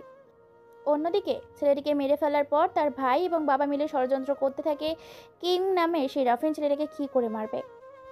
চারদিকটা অন্ধকার, কোনো কিছু দেখা যায় না স্পষ্টভাবে। আকাশে অনেক মেঘ জমেছে। ভীষণ রকমের বাতাস বয়ে যাচ্ছে, যেন কোনো বিপদের পূর্বাভাস জানাচ্ছে প্রকৃতির আবহাওয়া। রাফি বাইক নিয়ে চলছে নিজ গন্তব্যের উদ্দেশ্যে। নতুন কোনো মিশনে তাকে যেতে হবে। কিং বলে দিয়েছে প্রাণে কেউ যেন না বাঁচে, সবাইকে প্রত্যেককে এক এক করে কষ্ট দিয়ে মারবে সে। গন্তব্যে পৌঁছে যায় রাফি সহ তার দলবল। সেখানে গিয়ে দেখতে পায় ট্রাক ভর্তি টাকা। অন্যদিকে কুকিং প্রচার করছে কোনো এক বিদেশি দল। সেখানে গিয়ে সংঘর্ষ হয় তাদের 2 দলের, অনেকে মারা যায়। অবশেষে সেখানে অনেক গোলাগুলির পর মালপত্র নিয়ে তাদের নিজ গোডাউনে চলে আসে। এ খবর শুনে আমেরিকা ডন বলে ওঠে, যে করে হোক না কেন এই কিং নামের গ্যাংস্টারকে ধ্বংস করতে হবে। ওর মেন মেরুদণ্ড খুঁজে বের করো। আমার ছেলের সাথে ভার্সিটিতে পড়ে সে, তাই ভার্সিটিতে নাকি রাজত্ব চলে তার। ছেলেটাকে আজ পর্যন্ত আমরা কেউ খুঁজে পাইনি, তাকে পৃথিবী থেকে সরিয়ে দেওয়ার ব্যবস্থা কর। ওকে বস, সব ঠিক আছে, পুরো আমাদের গ্যাং লাগিয়ে দিয়েছি তার পিছনে, আপনি কোনো চিন্তা করবেন না। আপনার ছেলের খুনের হত্যা এবং আমাদের কাজে নাক গলানোর শাস্তি পেতে হবে। ওকে ঠিক আছে, খবরটা যেন ভালো হয়, আর খবর যদি খারাপ হয় তাহলে তোমার হাল বেহাল করে দেব। কোনোদিন শুনেছেন এই মামুনি পারেনি এমন কোনো কাজ আছে? যেটা মিশনে গেছি ওটাই পূরণ করে এসেছি, ইনশাল্লাহ এটাও হবে। অন্যদিকে বিয়ের 6 মাস হয়ে গেছে। রাফিন আর রিয়া বেশ সুখে দিনকাল কাটাচ্ছে। এখন আগের মতো আর মাস্তানি করে না। এদিকে রাফসান নিজের ভালোবাসা পায়নি বলে এখন বেলাইনে নিজের ভালোবাসা আদায় করে নেবে বলে ঠিক করে নিয়েছে। রাফিন একদিন কাজের জন্য বাইরে যায়। এরই মধ্যে রাফসান বাড়িতে যায়। সেখানে গিয়ে রিয়ার সাথে জোর জবরদস্তি করে। রিয়া নিজেকে বাঁচানোর জন্য অনেক চেষ্টা করে, কিন্তু শেষে রক্ষা করতে পারে না। কোনো রকমেই কষ্ট করে ফোন করে রাফিনকে, কিন্তু রাফিন তো ফোন তোলে না। তারপর দ্রুত ফোন করে রাফিকে। রাফি খবর পেয়ে দ্রুত সেখানে আসে, আর এসে দেখে যা তা অবস্থা। রাফি রাফসানের সঙ্গে সংঘর্ষে লেগে যায়। রাফসান সেখান থেকে পালিয়ে যায়। রাফি দ্রুত রিয়াকে নিয়ে হসপিটালে যায়। রাফিন খবর পেয়ে দ্রুত চলে আসে হসপিটালে। সবটা খুলে বললে রাফিন রেগে মেগে একাকার। আফসানকে চারদিকে খুঁজে বেড়ায়, কিন্তু কোথাও খুঁজে পায় না। এমন সময় আমেরিকার ডন সবটা জানতে পেরে রাফসানের সাথে হাত মেলায় আর দুনিয়া থেকে সরিয়ে দেয় রিয়াকে। তখন থেকেই পুরো পাগল হয়ে যায় কিং। কিং প্রায় 6 মাস কোমায় ছিল। সেখানে রিয়াকে নিয়ে ঘুরতে গিয়েছিল। সে জায়গাগুলোকে প্রতিদিন যেত, কারোর সাথে তেমন কথা বলতো না। পুরো গ্যাংটা ভেঙে একাকার হয়ে গিয়েছিল। এই সুযোগে আরেক আমেরিকার ডন সহ আরও কয়েক মাফিয়া রাজত্ব করা শুরু করে দেয় আন্ডারগ্রাউন্ডে। ধীরে ধীরে কিং নামের সেই রাফিন গ্যাংস্টারের গ্যাং ধ্বংস হয়ে যায়। রাফিনের ডান হাত ছিল রাফসান। রাফসান আর ডন মিলে রাফিনকে মারবে বলে সিদ্ধান্ত নেয়। নৃশংসভাবে হত্যা করে রাফিকে। রাফি যাওয়ার সময় বলে দেয়, রাফসান, কাজটা তুই ভালো করলি না। বিশ্বাসঘাতকতার ফল তোকে পেতে হবে। তুই অন্ধের জগতে বাস করছিস। 10 বছর পর হলেও তোর এই অপকর্মের শাস্তি দেব কিং। এই কথাটা বলতে পারিনি, বলার আগেই কুড়াল দিয়ে মাথার মাঝখানে কোপ মেরে মুহূর্তের মধ্যেই মাথাটা 2 খণ্ড হয়ে 2 দিকে গিয়ে ছিটকে পড়ে। কয়েক টুকরো টুকরো করে প্লাস্টিকে প্যাকেট করে পার্সেল করে পাঠিয়ে দেয় রাফিনের কাছে। রাফিন পেয়ে সেটাকে খুলে দেখে, সে তো অবাক। কিং কাঁদতে কাঁদতে বলে ওঠে, রাফি, এটা তুই কি করলি? আমার জন্য নিজের জীবনটা দিয়ে দিলি ভাই। বিশ্বাসঘাতকতার ফল পেতে হবে তাকে। শুরু করব আমি আমার মাস্তানি। পাগলা কিং ফিরবে তার নতুন ফর্মে। কথাটা বলেই প্রকাশ্যেই বিশাল রকমের একটা ধারালো অস্ত্র নিয়ে বেড়ে যায় রাফসানকে মারবে বলে। পুরো অন্ধকার, কালো পরিবেশটা থমকে আছে। বেশ ভয়ঙ্কর হয়ে উঠেছে পরিবেশটা। রাফসান আর ডন মিলে খবর পেয়েছে তাকে মারার জন্য রাফিন যাচ্ছে। দ্রুত চারদিকটা তার লোক দিয়ে ঘিরে ফেলে। দ্রুত স্পিডে বাইক নিয়ে কিং এগিয়ে চলেছে কোনো দিকে, খেয়াল নেই, টার্গেট শুধু রাফসান। হঠাৎ করে কোত্থেকে একটা চলন্ত বাইকের ওপর জাল এসে পড়ে। জাল দিয়ে পুরো আটকা পড়ে যায় রাফিন। চারিদিক দিয়ে রশি ছুটতে থাকে, হাতে পায়ে গলায় পেটে। হঠাৎ করে অনেক ধরনের রশি দিয়ে পেঁচিয়ে বেঁধে ফেলে অনেকে মিলে। তারপরও বনের রাজা সিংহ যখন শিকারীর জালে আটকা পড়ে নিজেকে বাঁচানোর জন্য তার সর্বস্ব দিয়ে হুঙ্কার মারে, ঠিক তেমনই কিং তাদের জালে আটকা পড়ে যাওয়ার পরে নিজেকে বাঁচানোর জন্য অনেকভাবে মারপিট করতে থাকে, কিন্তু শেষ রক্ষা করতে গিয়েও করতে পারে না। হঠাৎ করে পেছন থেকে কেউ একজন ভারী লোহার রড দিয়ে মাথার মাঝখানে আঘাত করার সাথে সাথেই কিং মাটিতে লুটিয়ে পড়ে। পৃথিবীটা যেন চারিদিকে ঘুরতে থাকে, অন্ধকার হয়ে আসতে থাকে। তার 2 চোখ ঝাপসা দেখতে থাকে। মাথার শহর তার যেন তার ছিঁড়ে গেছে। কোনো কিছুই যেন চিনতে পারছে না। সেন্সলেস হয়ে সেখানেই পড়ে যায়।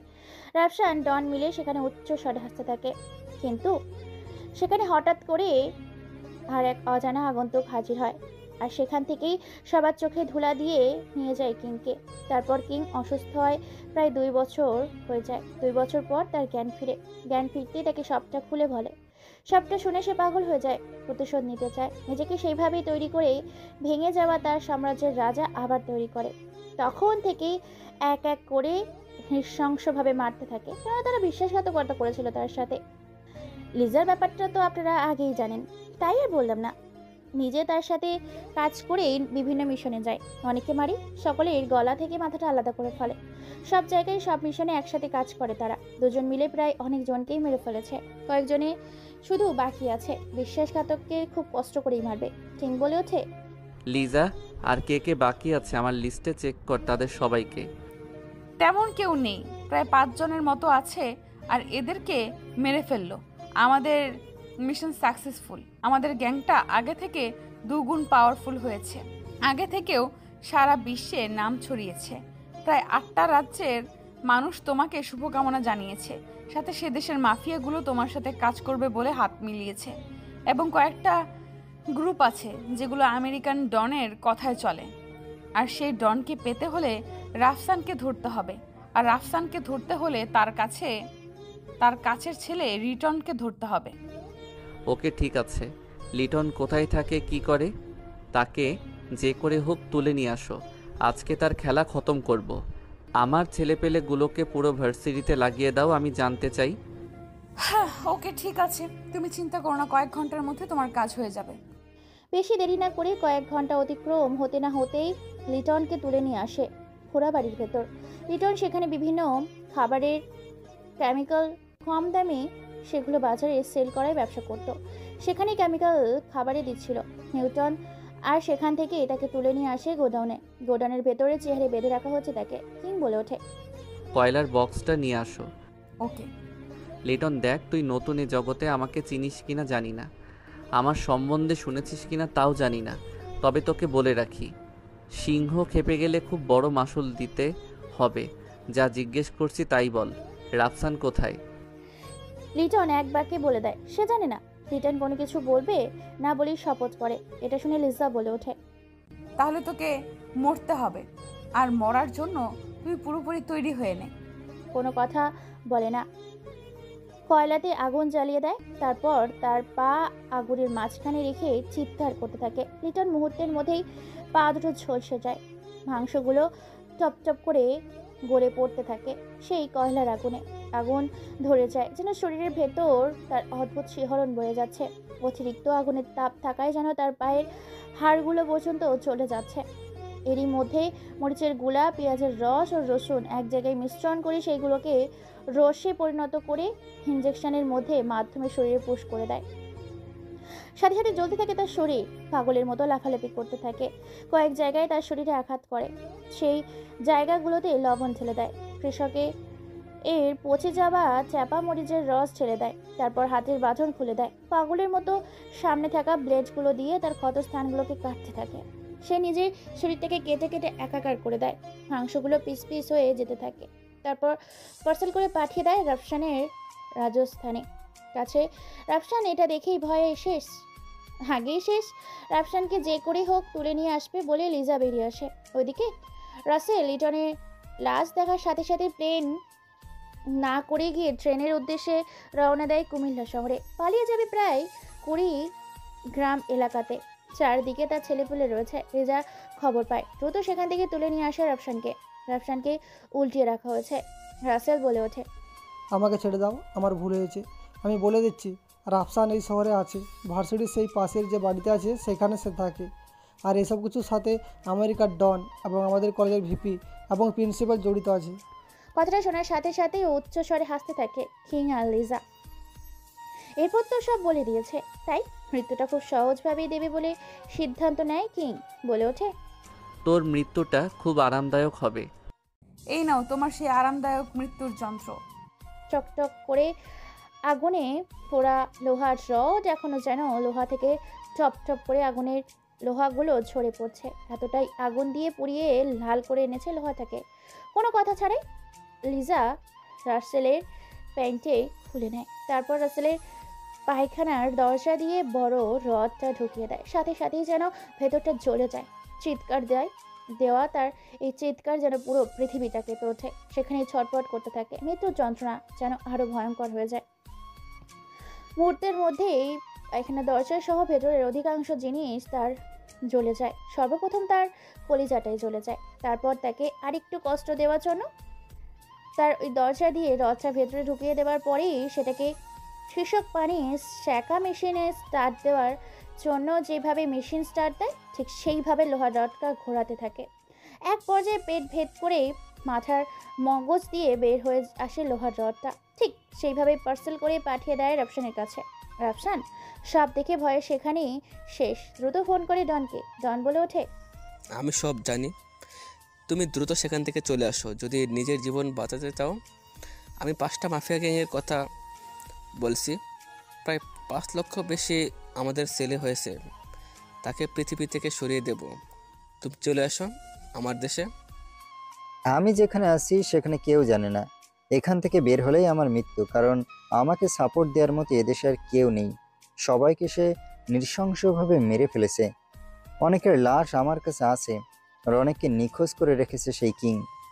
আরে শালা আবাল, তুই যে জায়গায় আছিস সে জায়গার ব্যাপারে তোর বাম হাত রাসেল বলে দিয়েছে। এতক্ষণে তুই দ্রুত সেখান থেকে বেরিয়ে পড় যদি নিজের জীবন বাঁচাতে চাস। তো কি?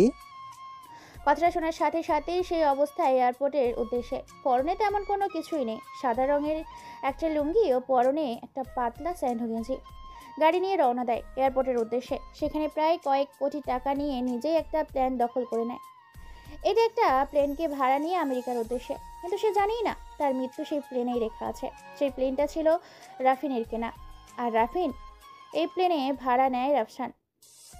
রাফসান বেঁচে গেছে মনে করে ঘুমের দেশে পাড়ি জমায়। হঠাৎ করে 4টা বুলেট এসে তার বা পায়ে ও ডান হাতে লাগে। চমকে ওঠে রাফসান। কিং মুচকি একটা হাসি দেয়। কোনো কথা ছাড়াই মুখের ভেতর থেকে জিভাটা বের করে নিয়ে এসে ছুরি দিয়ে কুচি কুচি করে কেটে ফেলে, তাও এতগুলো মেয়ের সামনে। তারপর নিজের সামনেই লজ্জাস্থান কেটে ফেলে, চোখগুলো উফড়ে ফেলে, দাঁতগুলো হাতুড়ি দিয়ে ভেঙে ফেলে, হাতের তালুর ওপর কাপড় ইস্তারি করার মেশিন দিয়ে চেপে ধরে, সাথে সাথে পেটে এও মুখেও একটু আঁচ দেয়। তারপর সেই ক্ষতস্থানগুলোতে ইঁদুর মারার ছোঁয়া সিংহের পাতা ও ফল লাগিয়ে দেয়। মুহূর্তের মধ্যেই চুলকাতে থাকে। এদিকে কিং লিজা বলে ওঠে, এই মৃত্যুটা খুব সহজ হয়ে গেল। যদি আকাশে না থেকে মাটিতে থাকতাম তাহলে এর মৃত্যুটা আরও ভয়ঙ্কর দিতে পারতাম। কিং এমনিতেই তাকে যে যন্ত্রণা দিয়েছ তাতেই তো সে কুপকাত হয়ে গেছে। এয়ারপোর্টে অপেক্ষা করছিল ডন ও তার ছেলে। প্লেনে ল্যান্ড করবে এমন সময় কিং ফায়ার করতে বলে সাথে সাথেই বিমানবন্দরে প্রায় কয়েক হাজার গুলি ধ্বংস করে দিতে থাকে তার ছেলের দেহটাকে। প্রায় কয়েক হাজার ব্লেড দিয়ে দেহটাকে ক্ষত বিক্ষত করে দেয়। এতগুলা বুলেটের আঘাতে ব্যথা যন্ত্রণা সহ্য করতে না পেরে ডন সেখানেই মৃত্যুর স্বাদ গ্রহণ করে। কিং ওই দেশের মাটিতে নামার সাথে সাথেই মন খুলে নিঃশ্বাস নিয়ে উচ্চ শব্দে হেসে ওঠে আর বলে ওঠে, সিংহ সত্যিকারের বনের রাজা। সিংহের মৃত্যু না হওয়া পর্যন্ত বনের রাজাই থেকে যাবে। সিংহ যেমন অসুস্থ হলে হুঙ্কার দিতে ভুলে যায় না, ঠিক তেমনি কিং নামের এই রাফিন ছেলেটি কখনো তার হিংস্রতা ভুলে যাবে না। রাফিন, তুমি তো তোমার প্রতিশোধ নিয়েছো। চলো না এবার দুজনকে বিয়ে করে সংসার শুরু করি। দ্বিতীয়বারের মতো তোমাকে ভালোবেসেছি। আমি জানি না তোমাকে আমি রিয়ার জায়গা দিতে পারবো কি না, তবে তোমাকে তোমার জায়গাটা ঠিক আমি দেব। আমি কারো জায়গা নিতে চাই না, আমি শুধু আমার জায়গাটা তোমার মনে তৈরি করতে চাই। আমাকে সেই সুযোগটা দেবে কি? তোমায় আমি ভালোবেসে ফেলেছি। তোমার সাথে থাকতে থাকতে কখন যে তোমায় আমি আমার নেশা বানিয়ে ফেলেছি বুঝতেই পারিনি। আমি তোমার বাচ্চার আম্মু হতে চলেছি। মানেটা কি? কি করে এসব হলো? আমি তো তোমার সাথে কখনো সেরকমভাবে মেলামেশা করিনি। তাহলে তুমি নেশা করার পর ঘুমিয়ে যাওয়ার পরে আমি তোমার সাথে মেলামেশা করেছি নিজ থেকে। তোমাকে হারিয়ে না ফেলার জন্য আমি নিজেকে তোমার কাছে উজাড় করে দিয়েছি তোমার অজান্তে। এখন যদি তোমাকে অ্যাকসেপ্ট না করি? আমি জানি তুমি আমাকে ফিরিয়ে দিতে পারবে না, কারণ তুমি আমাকে ভালোবাসো। তোমার বাচ্চার আম্মু হতে চলেছি। তাই চলো তাহলে আর একটু আদর করি আজকে। আগে বিয়ে, তারপরে বাকি সব। তারপর তারা বিয়ে করে নেয়, নতুন করে শুরু করে সংসার। প্রতিদিন তাদের রোমান্টিক ভালোবাসা, রোমান্টিক অত্যাচার চলে। দুজন দুজনকে আগলে নেয়। ভালোবাসার পরশে বেঁচে থাকুক ভালোবাসা, বেঁচে থাকুক তাদের আশা আকাঙ্ক্ষা। যারা শেষ পর্যন্ত গল্পটা শুনেছ অবশ্যই ভিডিওর মাঝখানে সেই সারপ্রাইজ ও চ্যানেলের পক্ষ থেকে ফ্রিতে হোম ডেলিভারিও সারপ্রাইজ পেতে এখনই শেয়ার করে দাও। গল্পগুলোকে সাবস্ক্রাইব করে পাশে থাকো, সর্বদা সবসময় সাপোর্ট করো। আল্লাহ হাফেজ।